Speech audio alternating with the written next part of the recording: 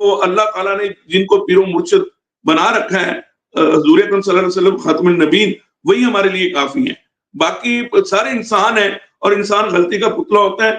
تو یہ Bushra be be کو رہا کرنے کا مطلب ہے کہ عمران خان کو یہ میسج دینا کہ اگر تم پالیٹکس کرنا چاہتے ہو تو ہم نے تمہاری بہنوں کو بھی ریلیز کر دیا ہے اور بشریٰ بی بی کو بھی ریلیز کر دیا ہے. ٹھیک ہے، مطلب ریلیز کوئی غلط نہیں کیا کہ آپ کے خیال میں پہلے ہی اتنا یہ چل رہا چوہے بلی کا کھیل عدلیہ اور فوج میں، تو کیا فوج نے آپ کا پروگرام بیان نہ ہو جائے، کیا فوج نے عدلیہ کو کہا ہوگا کہ جناب آپ یہ کام کر دیں، ان کو ریلیز کر دیں؟ نہیں، ان پہ نئے مقدمات نہیں ہوئے.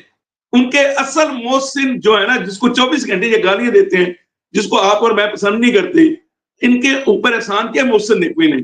ورنہ ان کے اوپر تو یہ تھوک بھی پھینکیں گے نا تو وہ کہیں گے انہوں نے دیکھیں جی ہمارے منہ پہ تھوک پھینکی، ان پہ مقدمہ کر دو. مقدمہ تو کسی بندے پہ کسی وقت بھی کسی بھی ملک میں ہو سکتا ہے، چاہے وہ یو کے میں ہو چاہے وہ امریکہ میں ہو. تو لہٰذا انہوں نے نئے مقدمے نہیں کیے، بی بی صاحبہ کو گھر بھیج دیا ہے.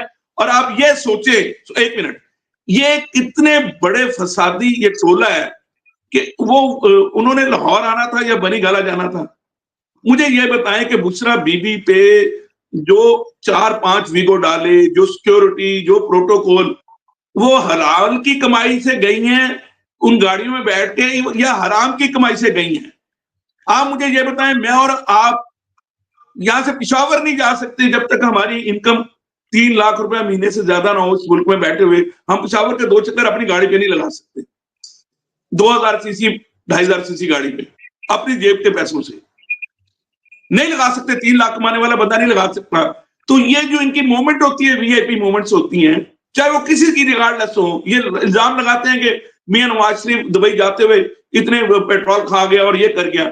یہ جب خود موو کرتے ہیں گنڈا پور، وہ گندا پور جو ہے وہ اپنی بھابھی کو یہاں سے اٹھاتا ہے، اپنی ماں جی کو، اور وہاں پہ جا کے پروٹیکشن دیتا ہے.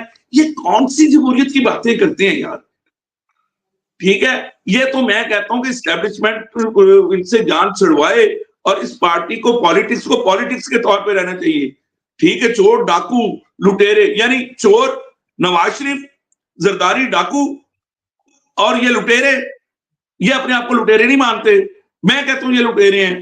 چلے وہ چور ڈاکو انہوں نے ان کو کہہ کے مکے مدینے سے لے کے ہر جگہ کر دیا اور اب خود وہ لٹیرازم میں آئے ہوئے ہیں. تو یہ پالیٹیشن تو ہوتی ہے. انٹرپرائز کمپنی کھولی ہے تو بشریٰ بی بی کا وہاں بیٹھنا، اس کا مطلب ہے کہ عمران خان باہر نہیں آئیں گے. ان کی بہنوں کا بھی ریلیز ہونا، اس کا مطلب عمران خان باہر نہیں آئیں گے جب تک عمران خان انسان بن کے سیاست دان نہیں بنیں گے. سیاست دان چاہے کرپشن لیس وہ بن جائے، کرپشن لیس سیاست دان بنے، لیکن سیاست دان بنے.